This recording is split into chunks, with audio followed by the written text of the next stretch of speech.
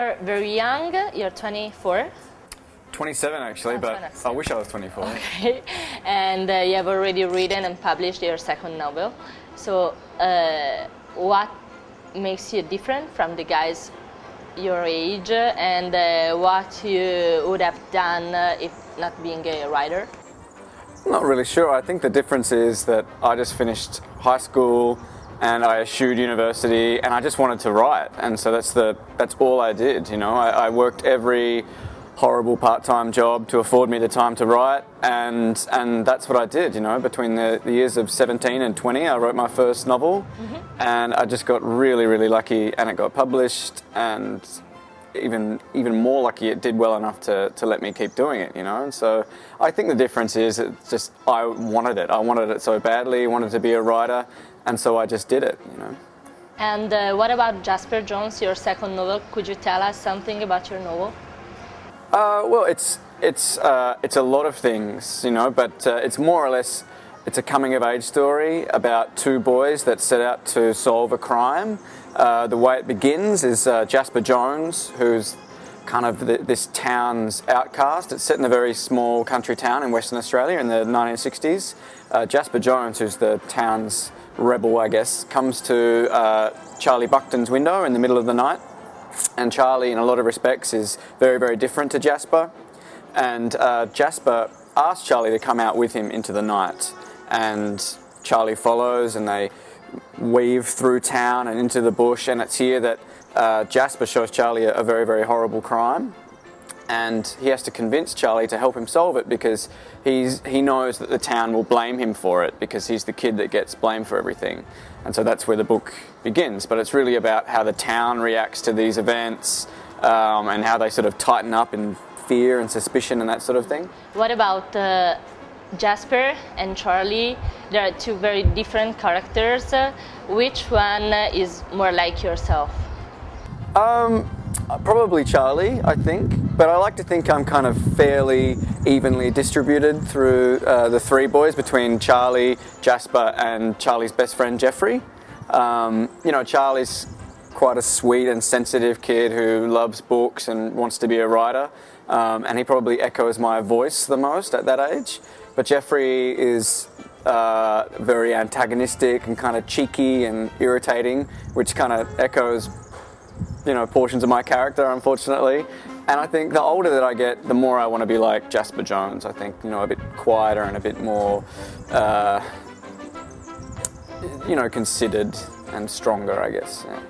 Yeah. Well, your novel is also a story about lies and truth. What do you think is the weight they have to have in everybody's life? How much of lies and how much of truth there should be in everybody's life?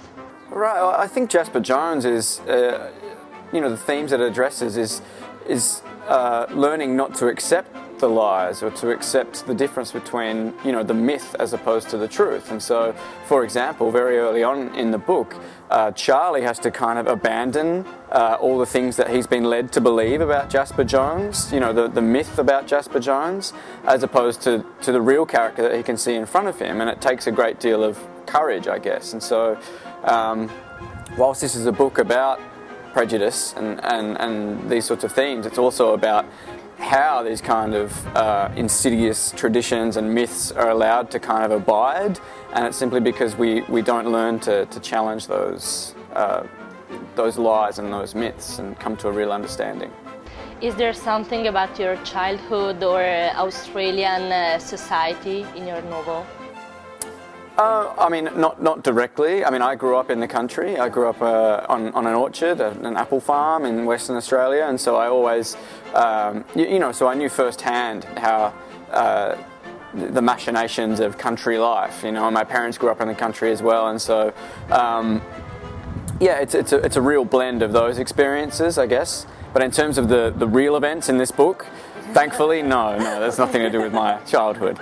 Yeah. Okay, and well, I mean, Jasper is a character that embodies both fear and intrigue, and so I'd like to ask you, do you think that what we want, what we desire, is always linked to something that concerns fear or danger?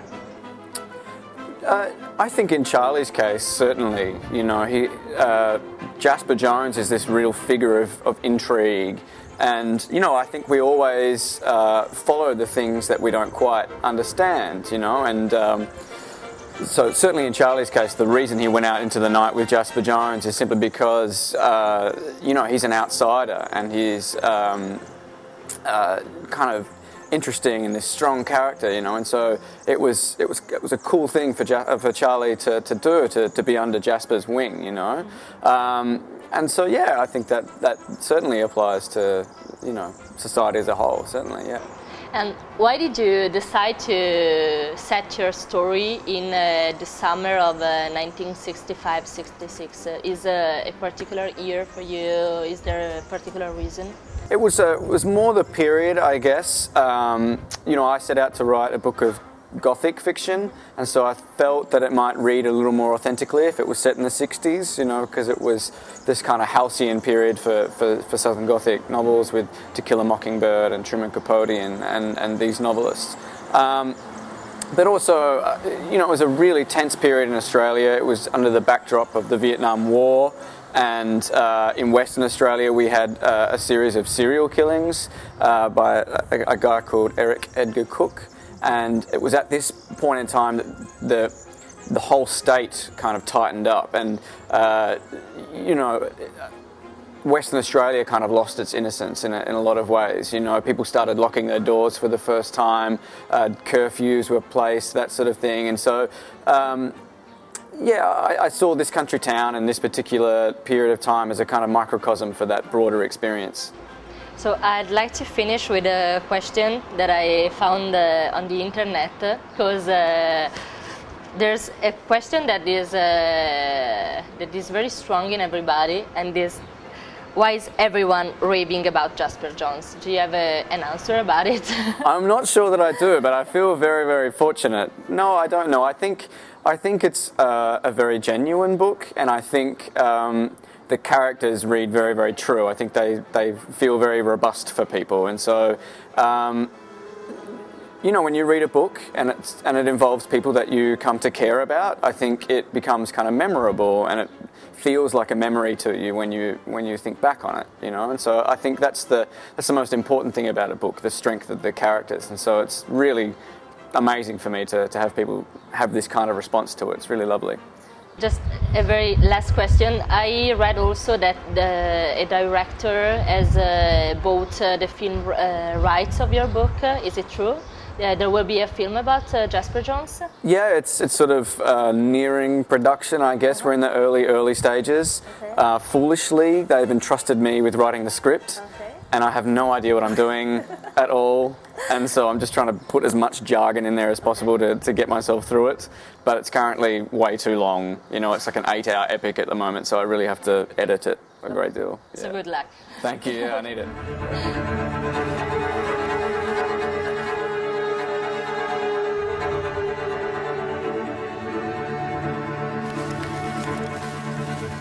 I followed Jasper Jones that night because he asked me for my help.